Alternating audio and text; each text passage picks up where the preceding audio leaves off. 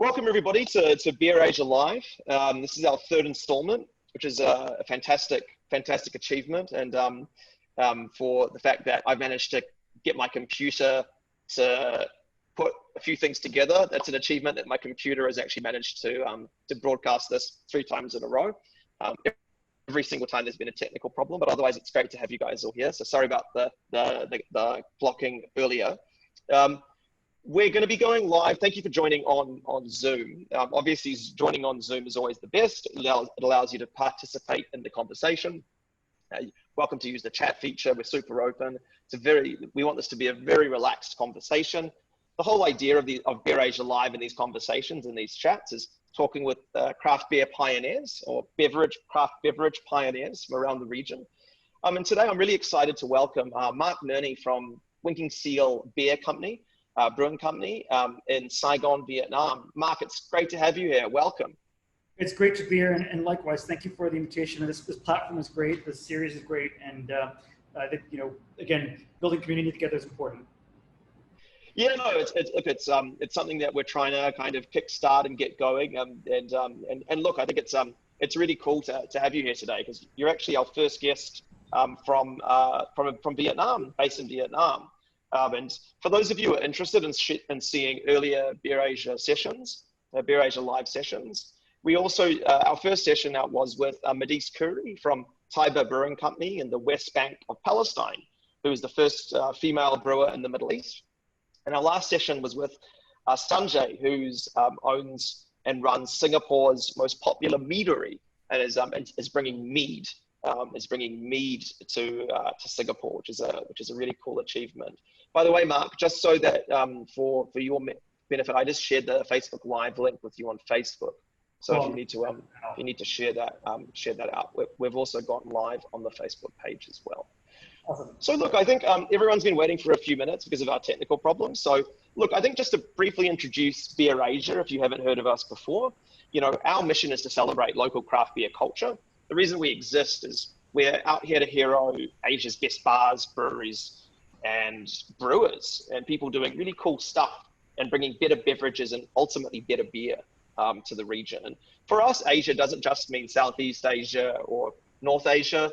We cover everywhere from Palestine to the Philippines, from North Korea to New Zealand, and hopefully we're going to having cool people from every single one of those countries, hopefully including North Korea at some point, talking about the cool stuff they're doing and particularly the work they're doing to make beer and other beverages that really fit and tap into local culture and really tap into the region's tastes and the climate.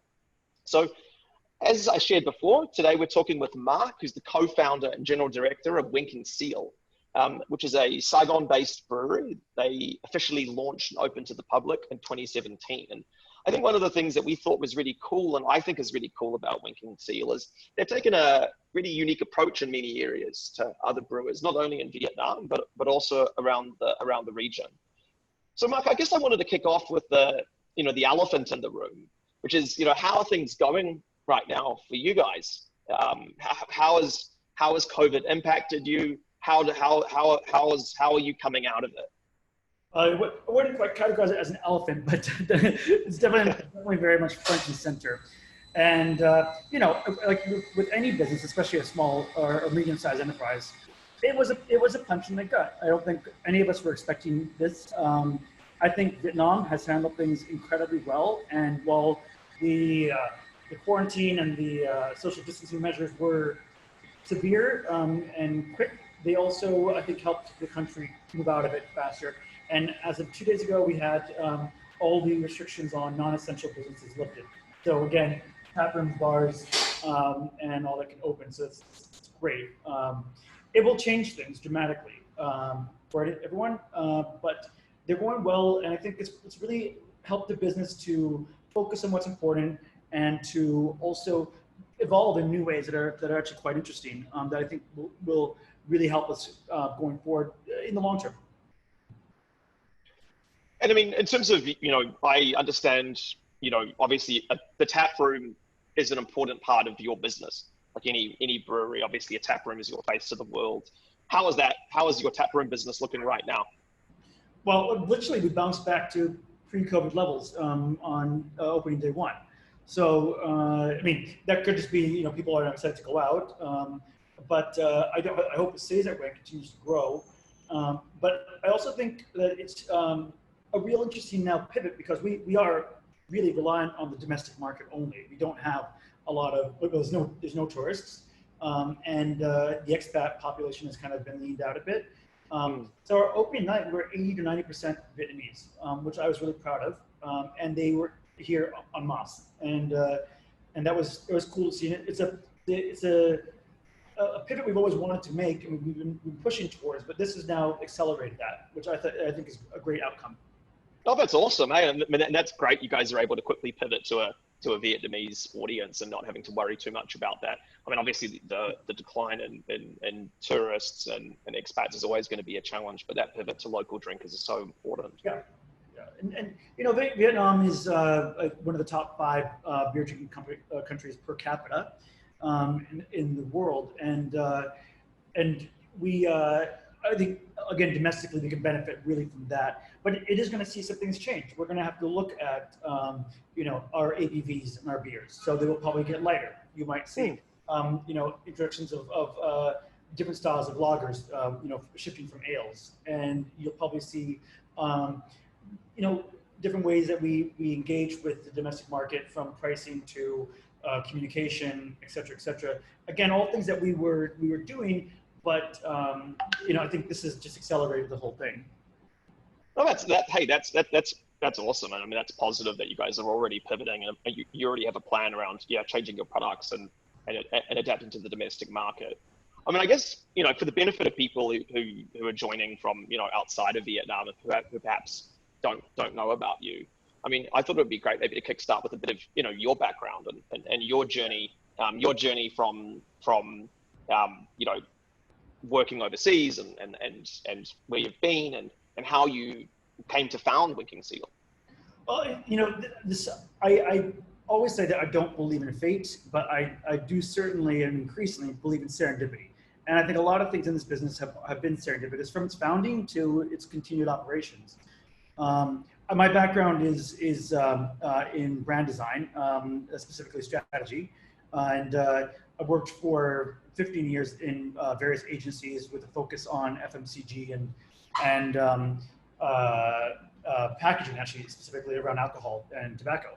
So there's a kind of natural alignment there. And Winking Seal came about because we first started home brewing in Singapore about 6 years ago now, and that was really based on principle. And we said, we're not going to pay this much for a Tiger beer. It's not that great, And so kind of in spite, we said, we're going to make our own beer. And we had a balcony at our apartment there, and we started making our beer there. And I've actually got one of the original bottle caps from our homebrew bottles. Oh, awesome! That's many years old, so it's seen some love, and that's where it began. And Sealy, and unfortunately I don't have him with me today, but is my stuffed animal that my mom gave me when I was 4 years old. My mom's on the call, by the way. So thank you, Mom. Hey, Mom. I do have a picture of Sealy, and that's him. And as you can tell, he's missing an eye, and that happened through years of love. And from that came the inspiration for the name. And then I was in Vietnam for work about once a month, and we saw the explosion of craft beer here, and that really, really excited me, our co-founder, and then this great investor community that we kind of built of people that are really passionate about the vision and the potential for this, well, now brands, plural. And to be frank, it was kind of an idea after a few beers on the back of a napkin, and then we went from there, and we all quit our corporate jobs and made the leap. And I've been really excited to see it grow and take off. Current situation is again, I think something that will make us stronger in the end.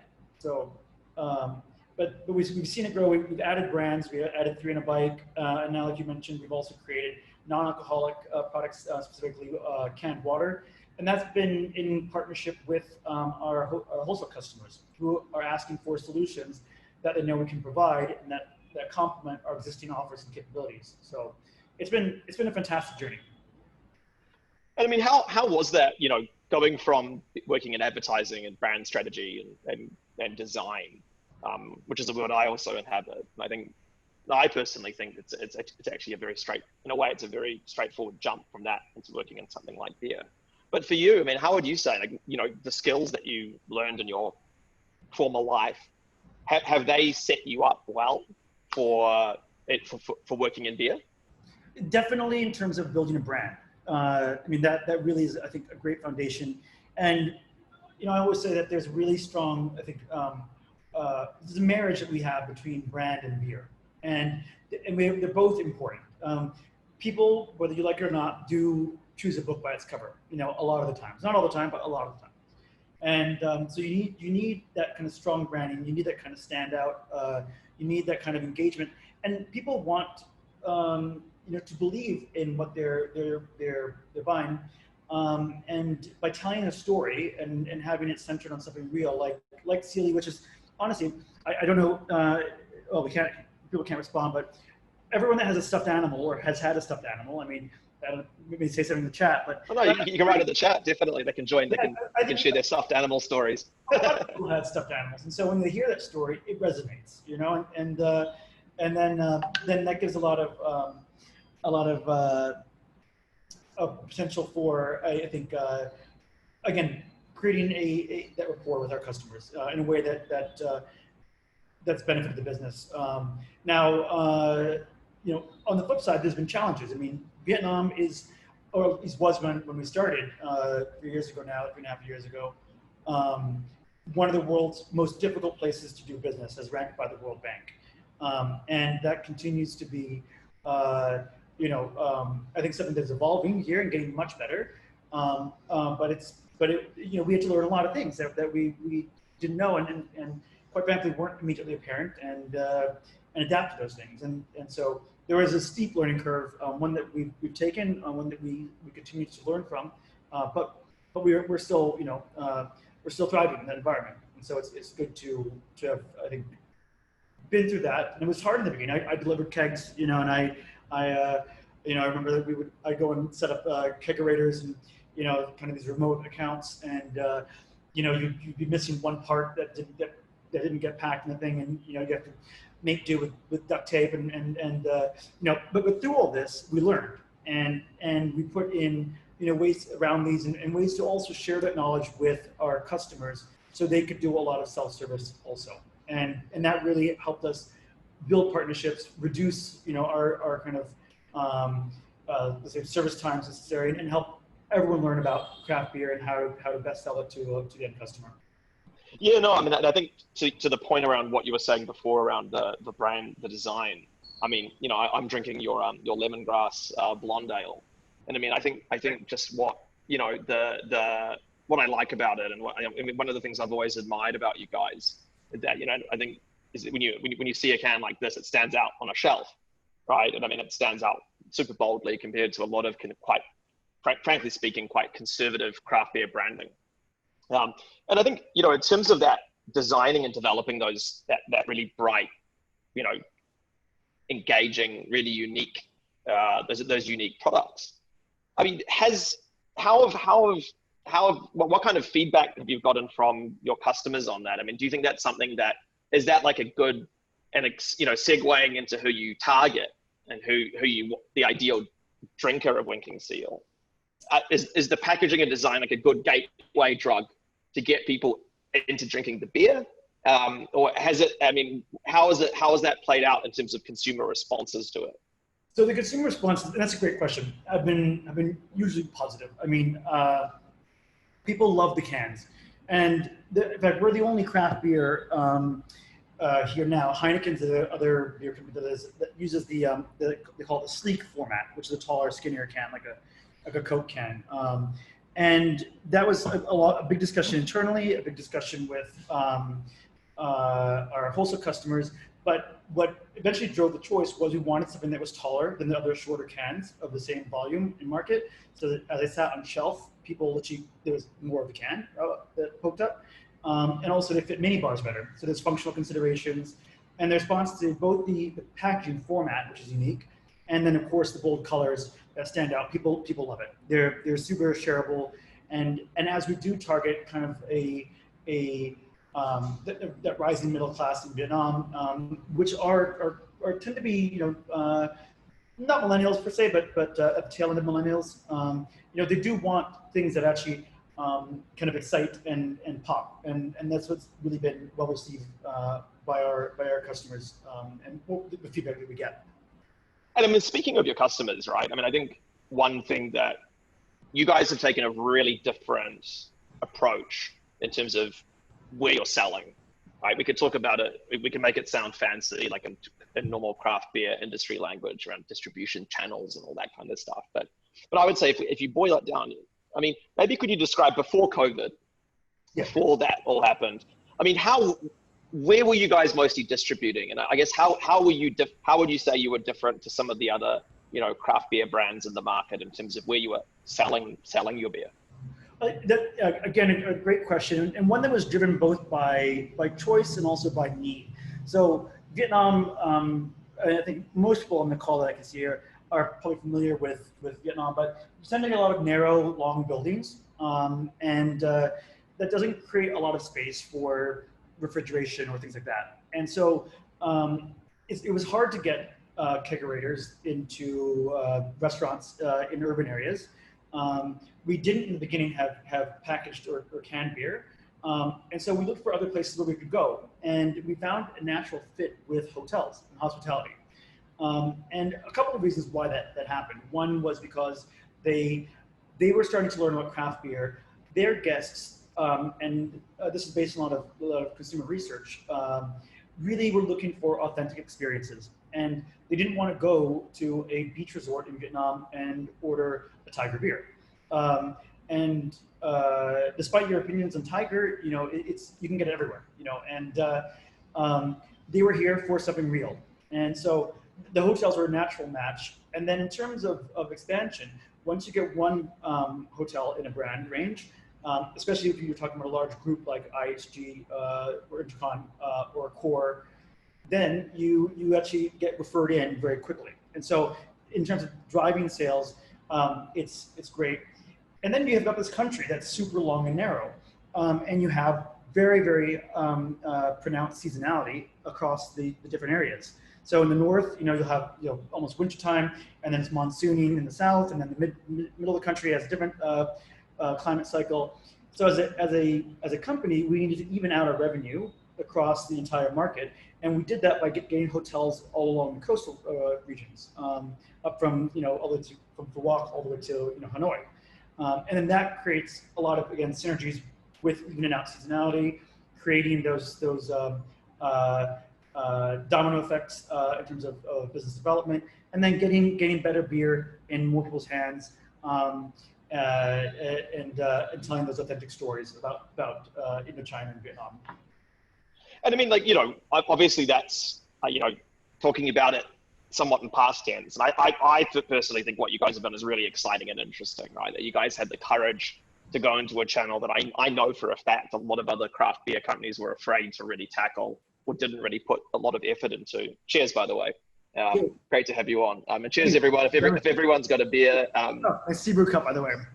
Yeah, nice. I think Charles is on here. So Charles, some free branding for you for Taipei this year. God willing, it continues. But no, so on that tourist response, I mean, have you guys, was export a conversation, looking at export and kind of getting customers to bring that dash of Vietnam with them?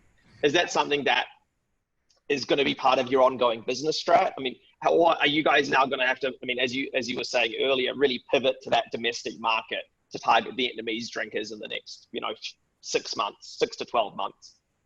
Yeah, I mean, absolutely, Oliver. The domestic market has always been made up of our lowest hanging fruit. So it's easiest to really win there. So the focus has primarily been on domestic consumption, whether that's tourists or locals or residents. That's been the focus. Export was becoming an increasing conversation we're having, and now, of course, that's been put on hold for a little while. but it will be part of the strategy in the long term. But in the short term, we're going to focus on the domestic market. And what we also see, even pre-COVID, is a real surge in domestic travel, even around traditional like family holidays like Tet or Lunar New Year. We saw that hotels were now really taking large numbers of Vietnamese guests. And even in the new projects we're involved with brands like the Pullman or the Intercon, they were designing hotels with large family-style villas because the Vietnamese like to travel as family units. And so even in the design of properties, you saw that shift already happening to cater to domestic tourism, which is climbing and will continue to climb, I believe, especially as international travel is restricted. Yeah, I mean, let's all hope that travel comes back. I think all of us, I'm definitely missing getting out of Vietnam once in a while, because I know you're a frequent traveler as well. So it's something that I for one am hoping that things kind of stabilize in the next few months. I guess switching gears, and I know a lot of the people here, listening in are probably really interested in talking about the actual beer, and what you guys make. Could you give an introduction to the philosophy behind the beer styles that you guys have been working on, and also how that's evolved since 2017? Yeah. So it's interesting. We've sorry, just a minute. Adjust my seat here. We started with Winking Seal Beer Co. That's our flagship brand, and then through a series of serendipitous moments where we were sat next to our friends from Three on a Bike Brewing Co.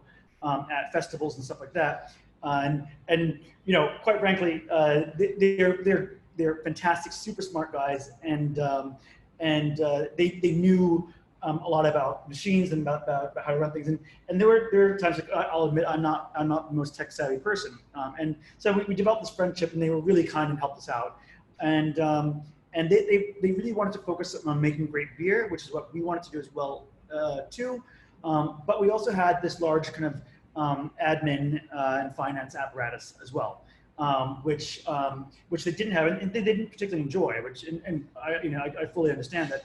Totally fair enough. I hate the finance side of the business as well. So we were talking, and eventually, we said, guys, listen, you make great beer, and we want great talent like you. We love your brand, and we have the admin and business kind of upside down. So let's be stronger together and work together, and that's when the two companies merged in 2017, late 2017, I believe. And then we came together, and now so we have basically two sister brands, and that created a divide in the portfolio. So now we have Winking Seal, and the ethos behind that is really creating these beach-friendly beers that evoke the flavors of Indochina, and we work as we can to kind of bring in those things like the lemongrass or the dragon fruit that I'm drinking now, That's the lemongrass can here. Yeah, and I mean it's and also creating beers that are more sessionable. So our portfolio in Winking Seal is not IPA heavy. We do have our some very strong IPAs there. We can talk about that one later.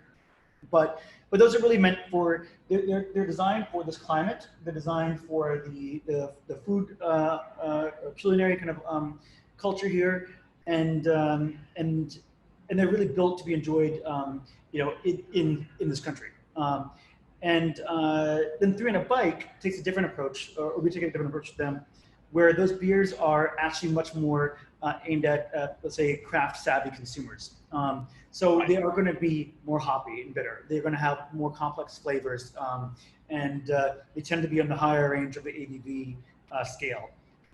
And so those beers are primarily focused on urban markets like Saigon, Hanoi, Da Nang, and people that want actually that I don't want to use traditional, but that traditional craft experience. Right, and I think that I mean, how do you? What's your answer? One of the cliche, and I think it's a really shitty tired cliche, that craft beer should always be insanely hop forward. It should always be, heavy and hoppy and strong.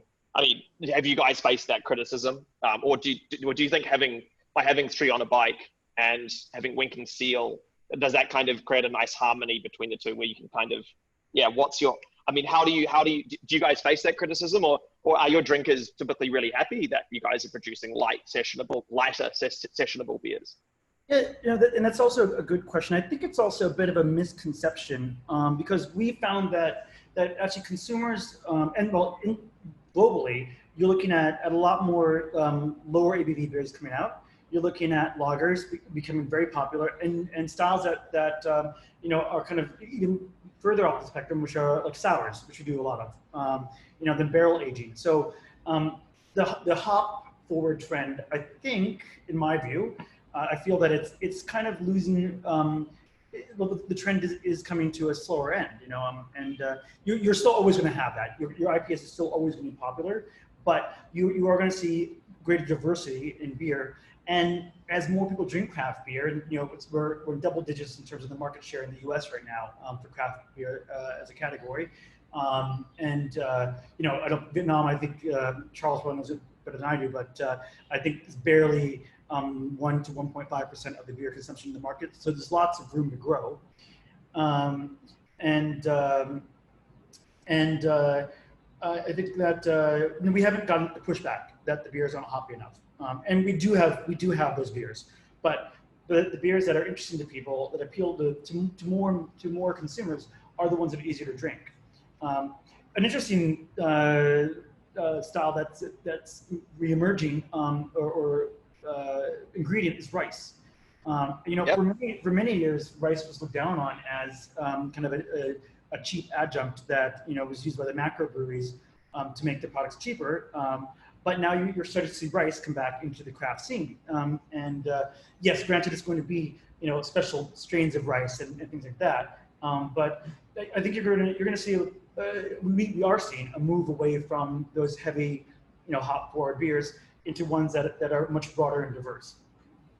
And I mean, it's interesting on the rice part. It's so interesting. And I'm watching this happen as well, right? Where in New Zealand, for instance, rice-based lagers, or Japanese lagers, that's what they're calling them now, are just really booming in the craft beer scene. And my brother-in-law is a huge fan of them. And I think it's funny, isn't it? Because in New Zealand, it's kind of like a bit like, maybe I'm biased as a Kiwi, I feel like New Zealand's a bit like, I'm actually wearing an Urbanaut short, by the way, Urbanaut t-shirt, got my New Zealand accent starting to really come through. And I think New Zealand's a bit like a canary in the gold mine in that sense, right? Where you are seeing this huge breakaway from, because I think a lot of people associate New Zealand with big, strong, bold beers, and actually that's really starting to diversify. But that's enough about New Zealand. I mean, there's another beer. I've actually got I had 2 of your beer, or I've got 2 of your beers here. One, which I'm halfway through drinking, is the Lemongrass Blondale, which is super sessionable. It doesn't feel like, it's a 6.1% ABV. It doesn't feel like that at all. But the one I was interested in talking about, which is your number 1 top-rated beer on Untapped. Okay. Not that Untapped is exactly the this one here, the One Eye IPA, which I've drunk a few of over the years at Beercraft, which is one of the awesome beer kind of craft beer bars, retailers, whatever. It's a weird amalgamation of a great restaurant with a great takeaway service and a great dine-in and drink-in experience. But what's the story behind the One Eye Imperial IPA? I've always wondered why it's called that, and why it looks like on the can design, it looks like it's a eye exam. Yeah. So I mean, again, every one of our beers has a story, right? And One Eye was just something we did for fun. We said, this is never going to go anywhere. It's a 10.1% beer, 101 IBU. So it's very, very strong. It's very bitter, but there's also a huge malt profile to this beer. And that kind of negates those other 2 metrics, and it creates this really kind of nice, caramely, drinkable beer. I'm not going to use the word sessionable, but it's drinkable, and it's just dangerous because honestly, 3 pints of that will put you on the floor. It creeps up. I mean, our team here, I see some of our board members on the call too. I mean, they're well versed in the One Eye, so they can have 8 or 9 and be fine. But we created. I'm joking, guys. We created it because obviously the design is around. Yes, there's one eye, and as you drink more, it gets more and more blurry. So that's the eye chart. Um, and the one eye was basically named after Sealy, so it's a homage to our mascot. Oh, right. So the winking seal, the actual, right. Okay. So I'll be frank. It is a one-eyed seal. It's not really winking, but winking had a nicer ring to it than one-eyed seal. So we took some artistic license and we called it the winking seal versus the blind seal, the one-eyed seal. So, but the beer is named because of that. And so we did that, and we created this beer. Like this is gonna be an insane beer. We'll do a limited run at the tap room, and that'll be that. And then Beercraft took interest in it, and it sold incredibly well. First of all, it was, if I'm not mistaken, it was the first Imperial IPA or double IPA in the market from craft brewery. There may have been one or two limited runs before that from other breweries, but it was one of the first for sure. And it's a more expensive beer. Generally, the longer the beer takes to make and the more complex it is, the more it costs. And you know who bought it? It was Vietnamese customers. And I love that because it completely. Yeah, why? Yeah, they bought it because it was more expensive, and craft beer is viewed as a status symbol, and so it was a more premium craft beer. And two, with the the very established beer drinking culture in Vietnam, people drink to get drunk, and that did the trick very effectively. And so, and even to this day now, it remains our highest rated beer. Now, in terms of volume, it's not. And we've got some friends, good friends up in Nha Trang, who have a big property there, which is actually larger than Monaco. And they're the only property that carries that beer on draft by a pool. It wasn't my recommendation because I don't want people falling in and not coming out. But it does very well by in that property. Yeah, it's an interesting beer that has been successful in a way that we didn't consider or imagine would be. I mean, you were talking about how, we've talked about how you guys obviously have an unusual distribution strat, right? And obviously you've got some different ways of approaching the market asymmetrically and working with, for instance, hotels. You've talked about hotels a bit. I guess switching gears on how you create the beer and craft the beer. You guys are really driven by collaboration. And I think that's really obvious, even if someone on the call hasn't heard of you. If you go on and do some research, you can see you guys partner with hotels. You guys made a beer with Tomatito, which is a fantastic tapas restaurant in Manila. Oh, there we go. Yeah, nice. You had that on there. I mean, I had it at Tomatito. Tomatito is a really great tapas chain. I think it's in Saigon and Manila, right? And Shanghai also. And Shanghai. And also, you've brewed with others. I mean, you've brewed with other kind of interesting, not typical breweries. I mean, one of the ones I noticed was you made a beer with Berbrit, which is a brewery in Myanmar. Can you tell us a bit about that? Yeah. Yeah. So we love collaborations. That's the beer we did with Berbrit, and they're the biggest and kind of the oldest craft brewery in Myanmar, and that market is developing rapidly. It will get, I think, one day to where Vietnam is, but it's very nascent right now. Those guys are great at Berbrit, and all our collabs have been great. We had collabs with Fur in Hanoi, and with Gorilla in South Korea, and they've all kind of yielded interesting things. So I've got a Gorilla glass here, and they're one of South Korea's highest rated craft breweries.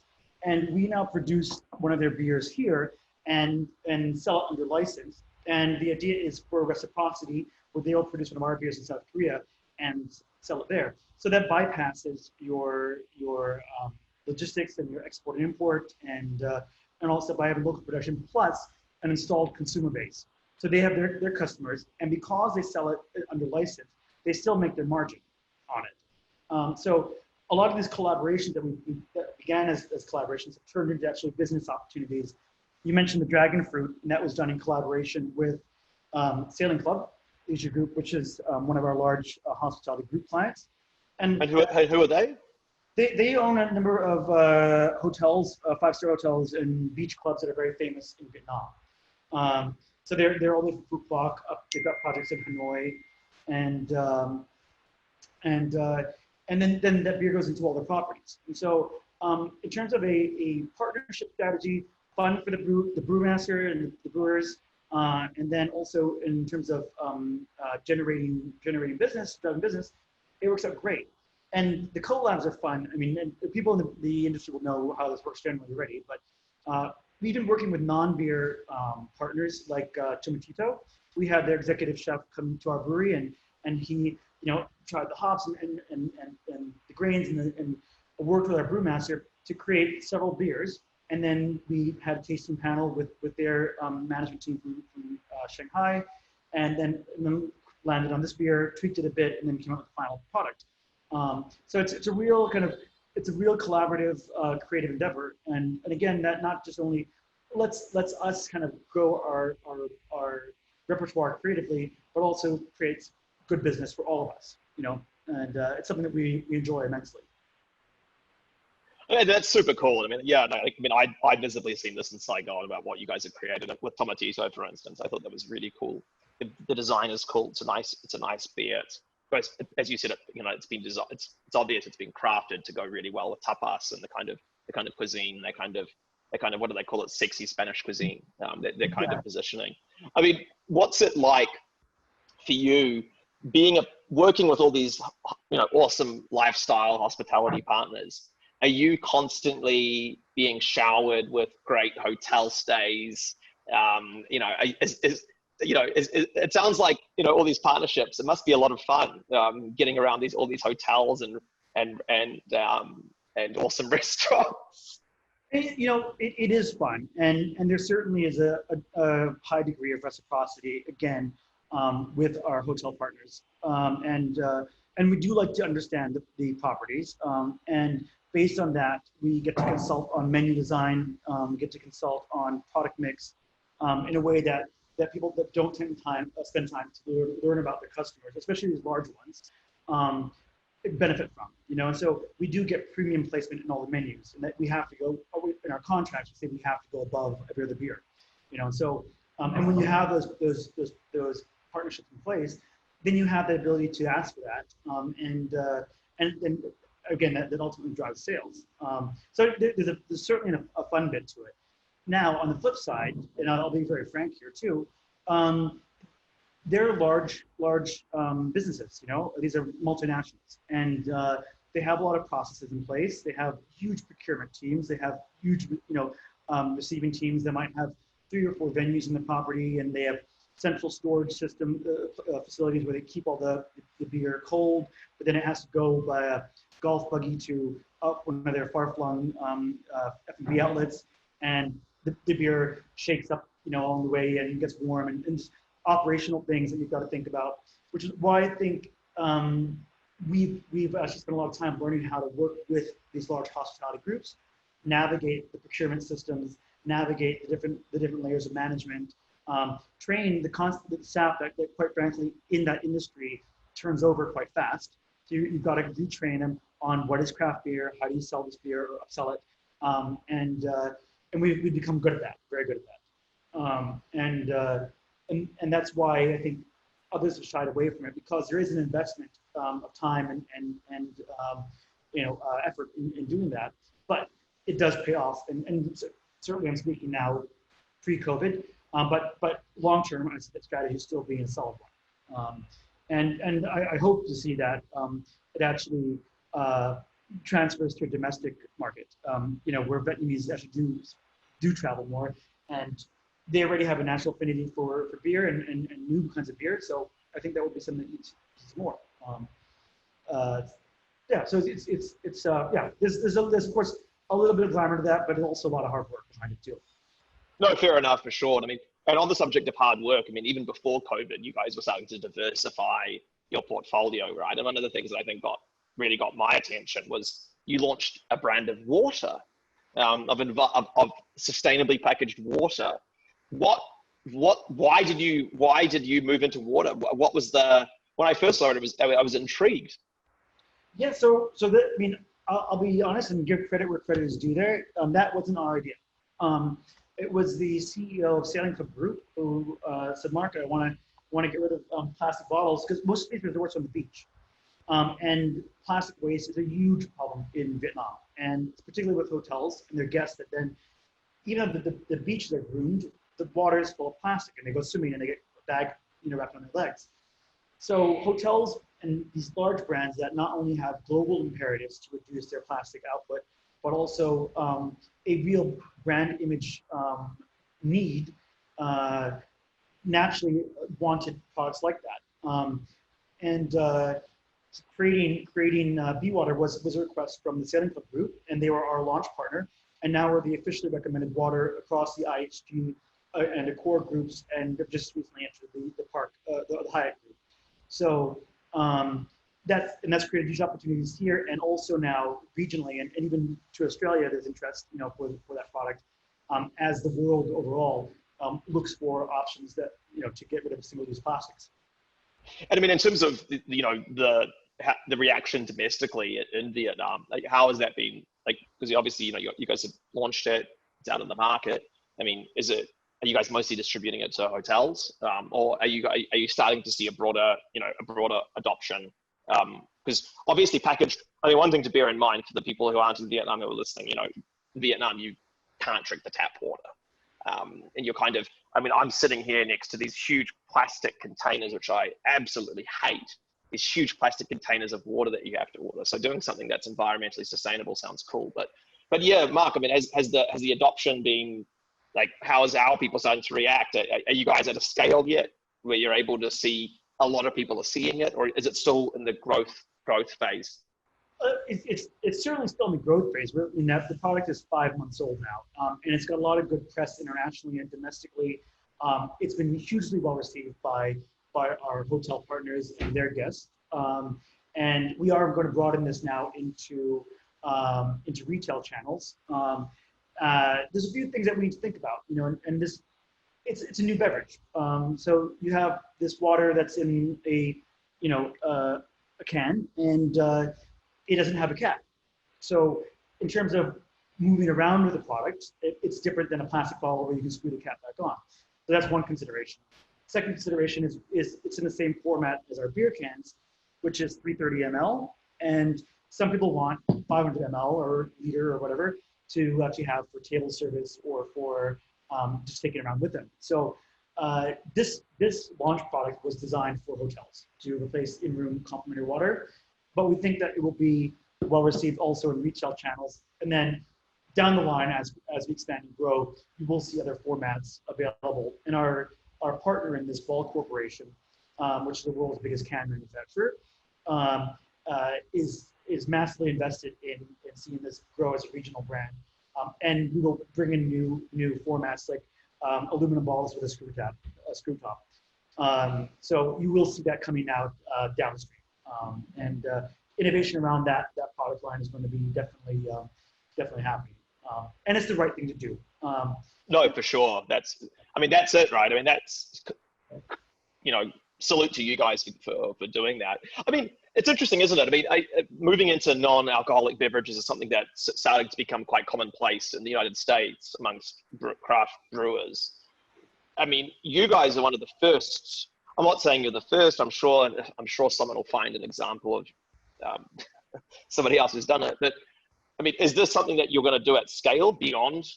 Are you guys going to look at other beverages or look at other sustainability initiatives for beer? I mean, it'd be interesting to hear how you're going to scale that. Yeah, absolutely. I mean, the water is definitely one in many in our R&D pipeline. And again, a lot of this is actually driven by our wholesale customers. So, there is a need for things in kegs.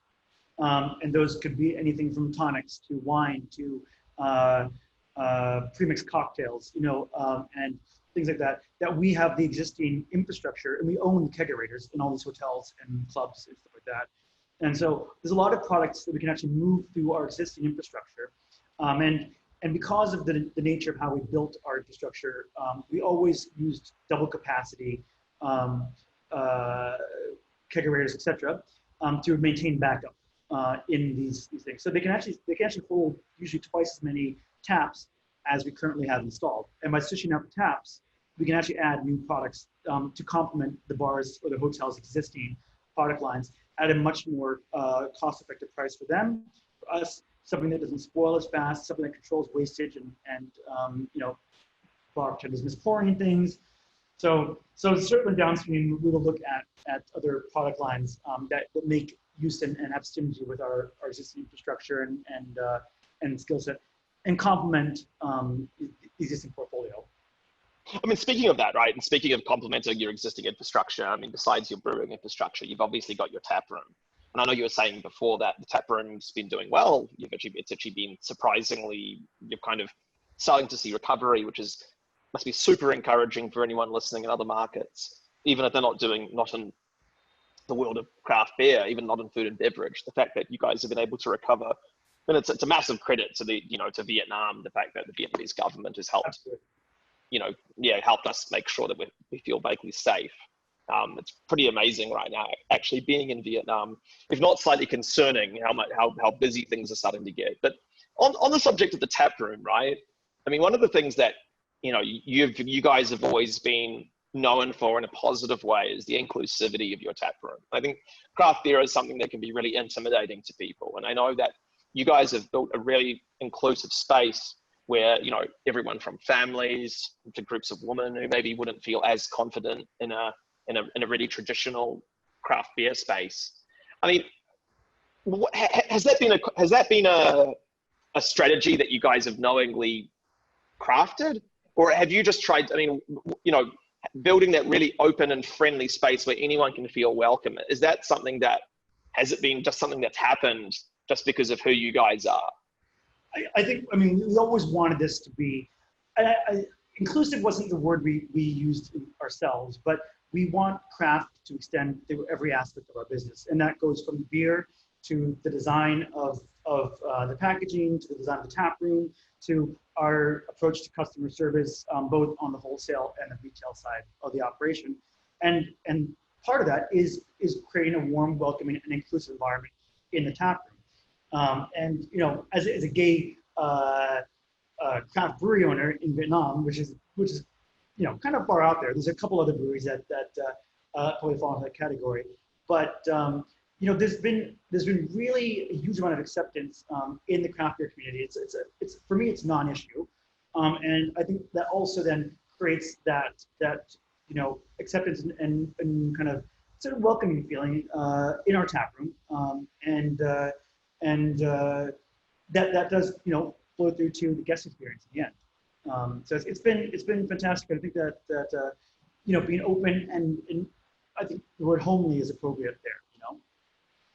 So I mean being a gay brewery owner in Vietnam. I mean you said before it's been really open and it's it hasn't been you were saying just now I mean what's that been like? I mean have you faced, because probably it's probably a mix of people listening. I mean has it been a challenge for you? Have you faced obstacles in Vietnam, or has it been relatively smooth sailing? It's been, I can't point to one moment of discrimination, to be honest, in our entire time here. In fact, just the opposite.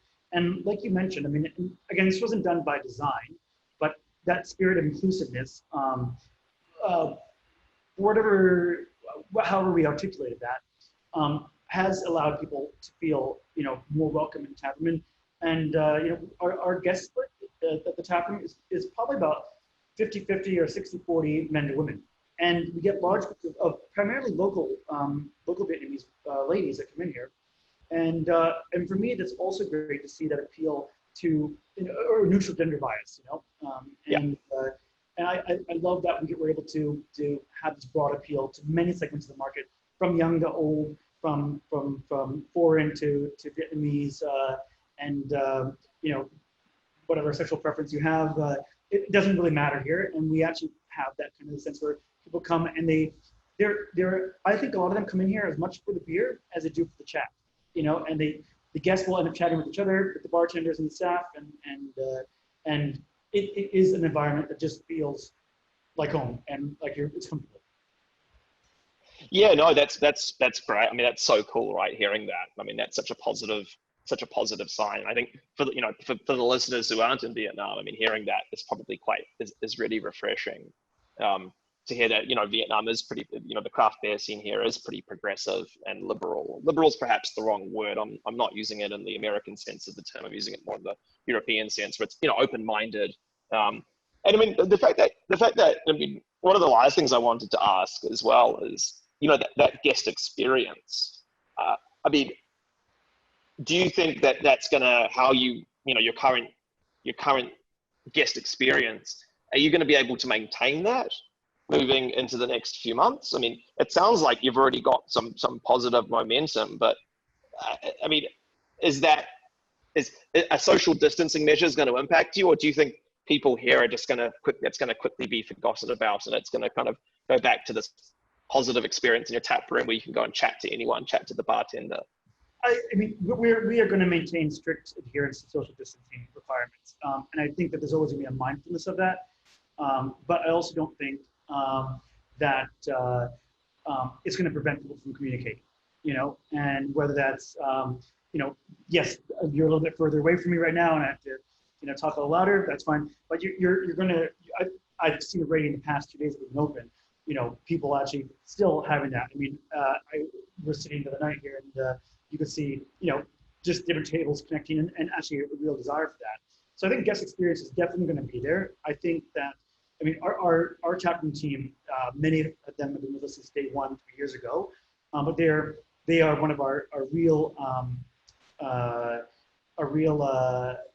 think, unique selling points of our taproom is that they do engage, and people, refer to them by their first names, and they give reviews and all that, and that they're just they're thirsty to talk to people, and so and eager for that. So I don't think you're going to lose that guest experience. I think that's going to maintain. But that's positive to hear. Yeah, that's really positive. Yeah. So yeah, it still remains to be seen. I don't think you're going to see us revert back to how things were before COVID quickly. I would say SARS and MERS probably had quicker return to normalcy, if you want to call it that, than this is going to have. I think this has been a real, step change in how we will interact and operate business going forward. But I don't think that means that you have to have a lesser experience. Yeah, and I think, look, I think before we move into, audience questions, and there's a few questions have come in. Thanks everyone for submitting. And by the way, anyone, if you've got any questions for Mark, please drop them in. We'll start answering them in a second. I mean, one of the things I think that you guys are well positioned about, and I mean, me on a soapbox here, and in terms of, by the way, I just poured out the one eye. I guess after a couple of these, I'm probably going to black out and kind of disappear off into the wilderness. Just poured it here, which I'm going to try some now. Cheers. Oh, that smells great. Cheers, by the way. Cheers, everyone on the call. If you have a beer, thanks for joining in. Anyway, we aren't ending yet. There's still guest questions. Oh, I've drunk this enough before. I don't have to pretend I haven't tried it. Oh, that's nice. Yeah, God, it is strong though. You can it is what it says on the label. I mean, one of the things that I do think you guys are strongly positioned about it is packaging design. And one of the comments from Alex Wynn mentioned that the design of your beer water cans is great. And I think, but generally as well, I think all the products you create, that strong design. I do think that that's something a lot of brewers and a lot of people can learn from in the craft beer scene, in terms of really, applying those lessons around, having a really strong creative brand and really putting that effort into marketing and product development. One of the questions we had in the Q&A was from Shaninda Kera. Hey, Shaninda, thank you so much for asking a question. It's great to have you here. Shaninda asked, as a foreigner, how easy or difficult is it to set up in Vietnam? What are the laws like? And I guess, I mean, looking at that both maybe from your perspective, Mark, what was you mentioned before, you touched on this earlier, but I'd love to hear, what was it like setting up your business here? I mean, what were the strange and funny things that happened? So I mean, we joked about this in the early days. It's like the Wild Wild East, versus the Wild Wild West. And on the surface, everything seems, fairly straightforward. And then it's when you kind of get to that second layer of regulatory compliance and even service levels and whatnot, that you do start to see things are not as it may always appear on the surface. Now, that being said, I think that that's more indicative of how Vietnam is really pushing quickly to develop fast, and they're doing a great job at that. But it also means that you're going to see certain things, maybe more superficial things, that look more sophisticated or of the standard of a developed country. But then underneath, there's still a lot of processes in the back end, from understanding tax compliance to labor regulations to health and safety, which you have to do, and we do. But that took a lot of learning. That took a lot of and a lot of outside counsel. So we had lawyers, we had accountants. I don't think if you want to be compliant in this country that you can do that without having domain experts in those areas, at least for specific things like tax compliance or labor compliance. And yes, so starting a business here, I think the one thing that we maybe underestimated was how much regulatory would require, and how different it is from other parts of the world, and how ambiguous it is also is. And so you can't read and you can't call the tax authority and get a question answered clearly, because the laws are just antiquated. Now they're being updated, and as Vietnam moves towards a TPP model and international financial reporting standards, and it is heading that way, things will get, oh, I have another beer here. Oh, great, thank you. Cheers. That will become easier. And it certainly, I think, is easier today than it was even 3 years ago. But I think if you are interested in starting a new business here,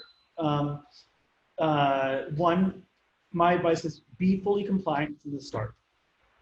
Invest the money, invest the time, and it will take longer and it will be more expensive, but do it right from the beginning. Because fixing something in the past, and that's the approach we did. And I see other businesses, not just craft, but other businesses that don't do that, and then they have a lot of stuff to do. And even working to be, our goal is 100% compliance. Even working to that goal, is a long, difficult journey. And if you don't have that goal, it's going to be even a longer journey down the road, and an even more expensive one. So budget time and money and effort in doing it right from the start. Get the right licenses and certifications, and there's a lot of them. I mean, and to be honest, it's not that much more difficult in the U.S., where if you open a bar, for example, in Denver, Colorado, you need to get a music license. And the same thing is true in Vietnam. And we had to submit a list of 1,000 songs that we would play. And there's a different rate for Vietnamese songs versus foreign music, that you pay. So, but there's lots of things, to the elevator we have that brings the food up and down, So I mean, everything needs a license, and really invest the time in knowing what those are, learning about that landscape, and then doing it right from the beginning is my advice. And no, I've got to say, I agree. I mean, being involved in setting up a couple of businesses here, or there's one, helping some friends with others, you've got to be compliant. And it's crazy. Isn't it crazy when people don't bother to do that and they cut corners, particularly as foreigners? It's just mind-boggling how people can approach it that way. One interesting comment that was made earlier by Anand, who hi Anand, great to have you here. Anand is a craft beer importer and distributor in Singapore. And Mark, you spent lots of time in Singapore, I know. And I know Anand well. Good to see you here. Yeah, Anand's great. Anand and I had a few great nights out when he was last in Saigon, and whenever I'm in Singapore, we always catch up for a pint or six. And Anand mentioned that, I think when you were talking before about the one-eyed Imperial IPA, which, as you said, was saying, was probably the first, at least it was the first mass distributed Imperial imperial IPA that I can remember, and I spend way too much time looking at chalkboards and bars. Happy to be proven wrong though if anyone has evidence to the contrary. But yeah, he said he'd seen the exact same thing happening at beer fests in Singapore, where the high ABV, high priced beers sell out quick, which is interesting, isn't it? Because that's something that I think, I think that's part of the portfolio strategy, right? Of your beer selection, of your core beers is, can you have it balanced? Like you guys do, a bit more skewed toward more sessionable beers, but have a couple of high ABV ones in there to balance things out. And I also think it depends on the target audience. So again, that beer does very well at Beercraft, and it's on at all the Beercrafts, or at least from rotation on most of them.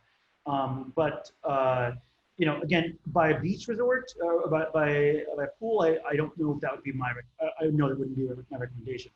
But at a beer fest, where people go to actually drink and try these kind of more progressive, hop forward or stronger beers, yeah, absolutely, you're going to see those beers selling out more. But at the Intercon and Phu Quoc, that will not be a fast mover. So there they would have lemongrass, the cream ale, something like that.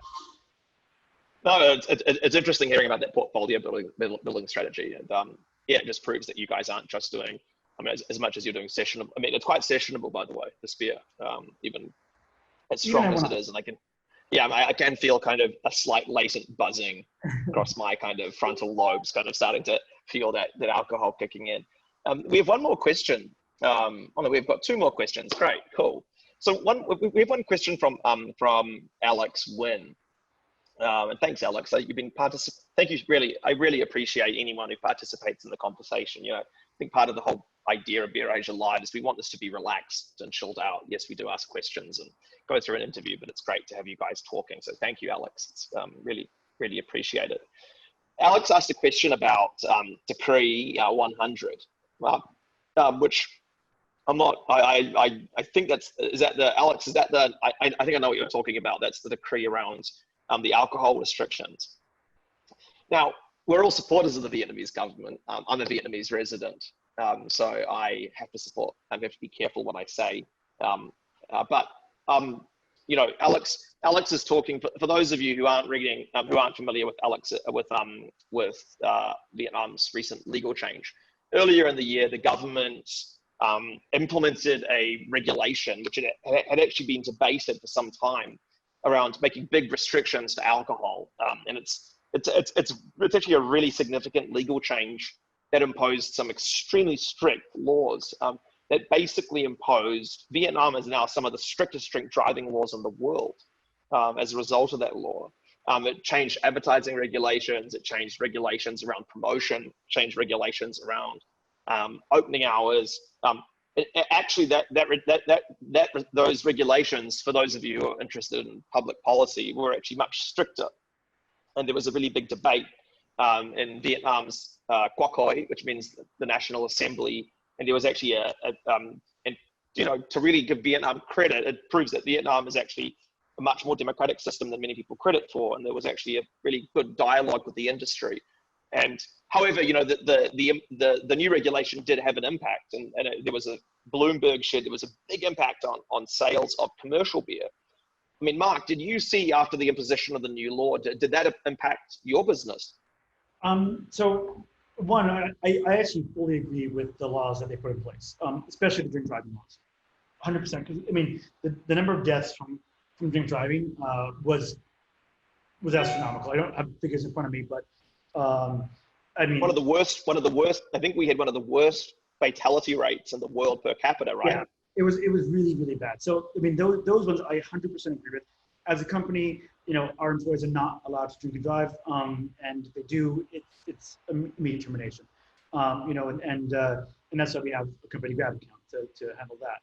But I agree with that 100%. The advertising laws were interesting because they did put in place certain restrictions around showing people enjoying themselves or looking better or being more athletic while having alcohol in their hands, or beer specifically in their hands. And so that did affect our Facebook, and our social media strategies.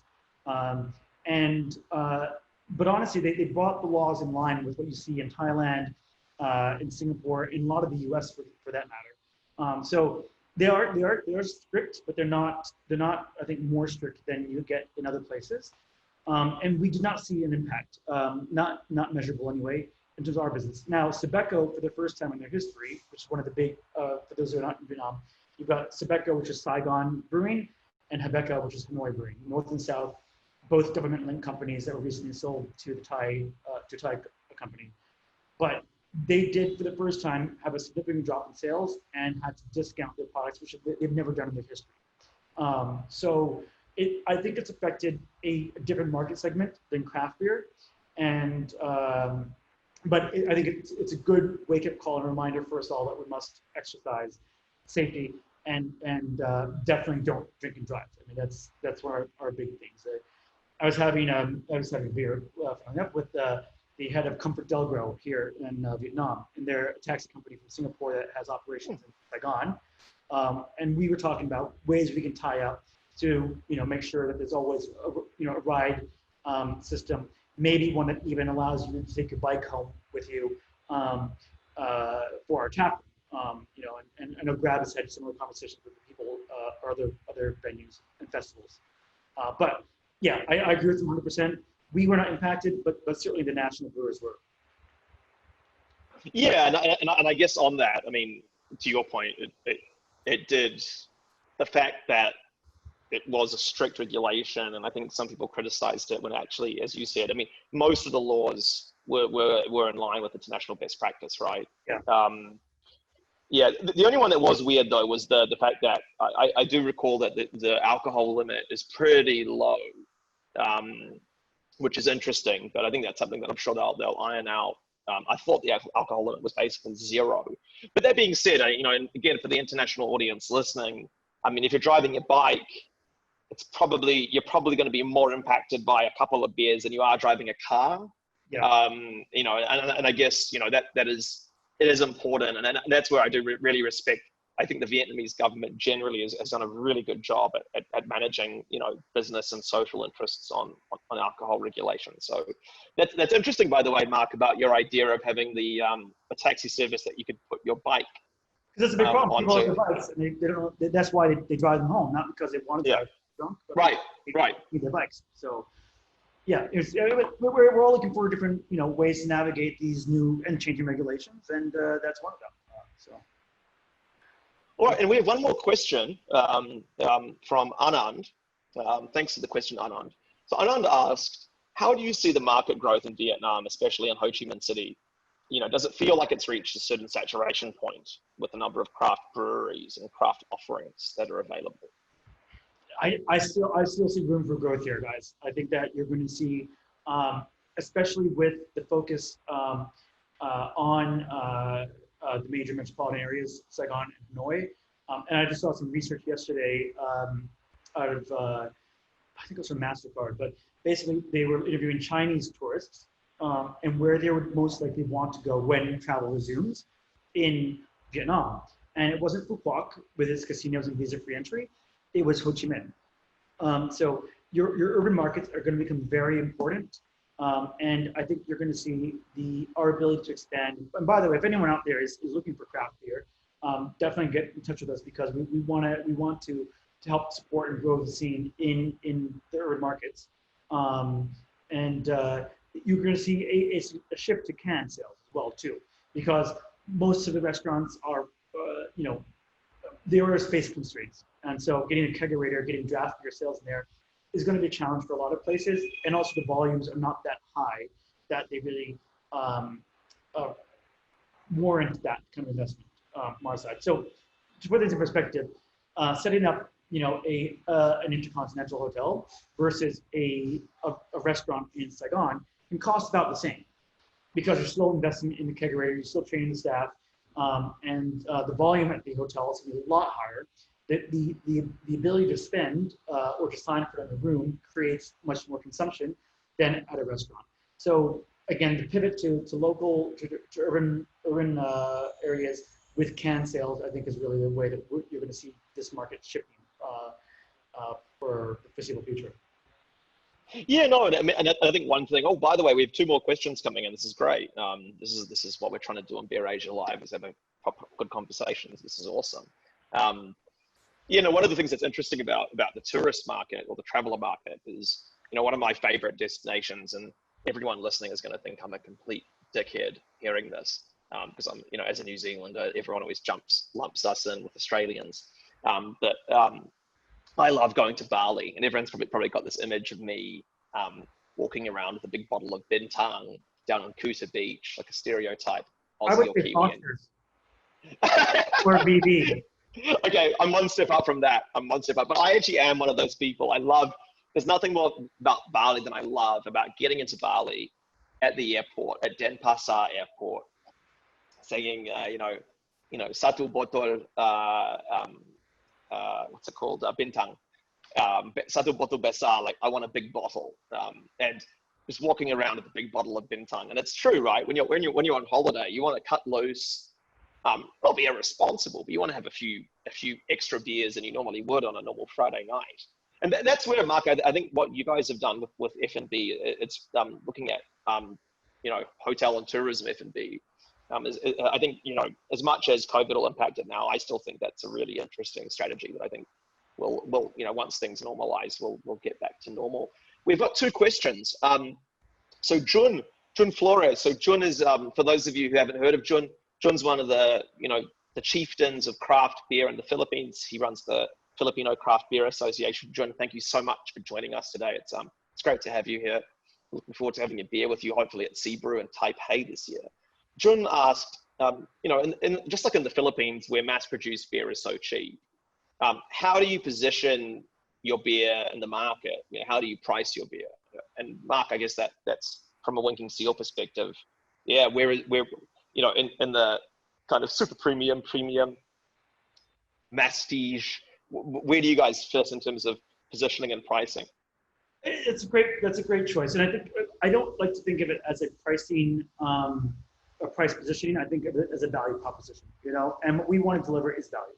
And that comes in many forms. Of course, there's the end price to the consumer, but also what we deliver above and beyond the product in terms of machines, in terms of training, in terms of support, and all that. And so while our end price might be in your upper premium category, we're definitely benchmarked with our fellow craft breweries in our category or our tier.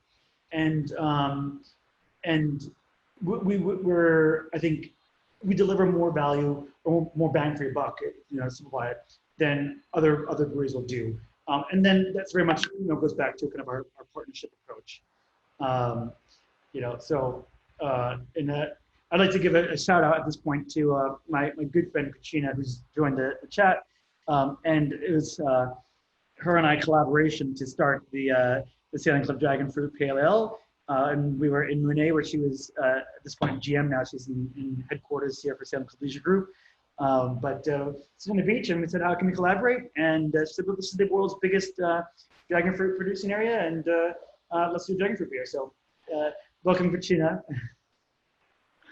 It's funny about the dragon fruit, actually. One thing that I saw that was quite unique. I'm not sure if other people saw it outside of Vietnam.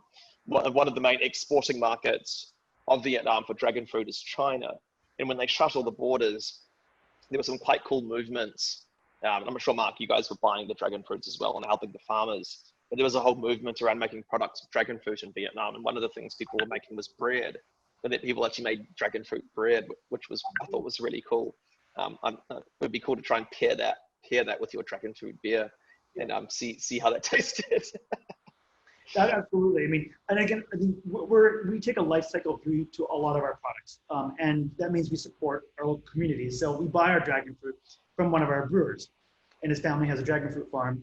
And cool. During the period of time when dragon fruit farmers were really under strain because they couldn't export, we bought a lot of dragon fruit.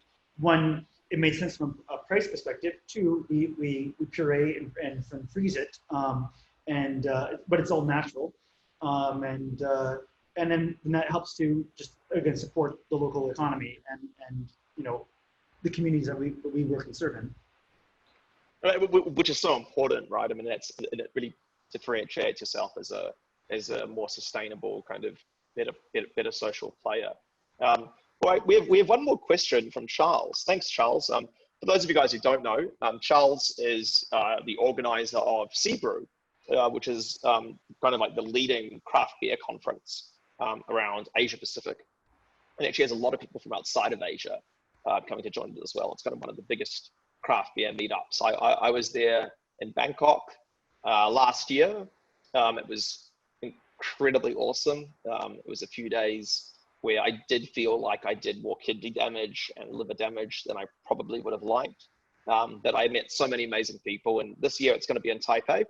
And Charles has been doing a big switch onto digital and webinars. So I really encourage you guys to check out Seabrew, S-E-A Brew, like brewing beer. Seabrew is doing some really cool stuff at the moment. Yeah. So Charles asked, oh yeah, sorry, Mark, you were going to say? I agree. I mean, Charles is a massive community builder and advocate for craft in the region. Thank you. Yeah, and on that, Charles is asking a community building question. Is there a lot of collaboration between Vietnamese breweries? Do you expect to see more and more as the market develops, like in the US, or are people going to will they focus more on their own business? And he said, you know, working together, not just in terms of collaborations, but also in terms of festivals after COVID. But so, yeah, I guess, is it, you know, is the direction going to be more collaboration or more competition? I think you're going to have, I think collaboration is going to be where the direction we headed. There are definitely players that are closer to each other that you probably will see them more with. But from a cost perspective, from a efficiency perspective, from a brand awareness perspective, collaborations amplify, you know, what we can all do. What I think does make us a bit more unique in that space, though, is that we do collaborate with both local or domestic and international breweries, but also out of category too. So, you know, talking to even tea houses, talking to, our hotel partners, talking to those collaborations, restaurants.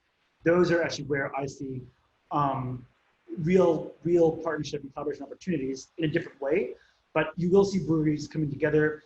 We already collaborate very closely with breweries like Tay Tay or Fuzzy Logic, you know, who we co-produce with, and I do see those kinds of partnerships getting stronger, absolutely, because we want to look for efficiency.